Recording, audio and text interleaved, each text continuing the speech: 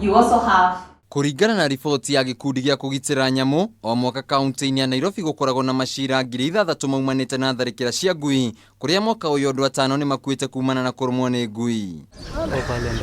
Nĩ gũkoretwo na wongereku wa namba ya ngui iria ciũraga taũni-inĩ na matũra ma Nairobi, ũndũ ũyũ ũkĩonekana gũkorwo arĩ ũgwati kũrĩ mũingĩ. No rĩu thirikari ya kaunti ya Nairobi nĩ ĩranĩire kũrugũria mũbango wa kũraga ngui ici, kũrĩa maigĩte keheri ciringi mirioni 100 iria igũtũmĩka harĩ kũraga ngui ici, ta ũrĩa mũnene wa ũrigitani wa mahiũ kaunti-inĩ ĩno Mũrĩithi Mũhari aratarĩria. It is expensive. The county government is to subsidize in areas where people really cannot afford, especially in the informal settlements.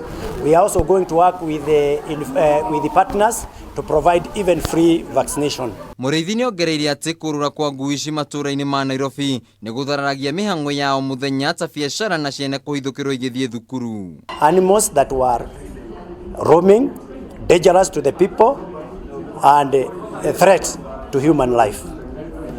The policy now is we must manage the population of dogs in particular. Emily Mugonda ũrĩa nĩ mũikari gĩtĩ wa kĩama gĩa kũgitĩra mahiũ nĩ augĩte atĩ ũthuthuria nĩ wonanĩtie andũ aingĩ arĩa marĩithagia ngui kaunti-inĩ ya Nairobi matirũmagĩrĩra mawatho marĩa marĩ ho, gũkũ mũrĩithi agĩtĩtĩrithia mũndũ o wothe arĩ na kĩhoto gĩa kũrĩithia ngui no nginyagia atigĩrĩre kũrĩ na ũtheru. In Nairobi 50% of people own dogs, but apart from this is that most of these people, about up to 50% of them actually allow their dogs to roam free. Their animals kept must not cause nuisance to the public.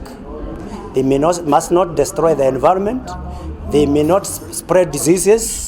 Njĩra ĩno ya kũraga ngui nĩ ĩtĩkĩrĩtio kĩwatho nĩ kĩama gĩa gũthaitĩra mahiũ, na angĩkorwo mũbango ũyũ wa thirikari ya kaunti ya Nairobi nĩ ũgũkinyanĩra, aikari megũkorwo magitĩrĩtwo kumana na mĩtino ĩrĩa yumanaga na ngui ndwaru.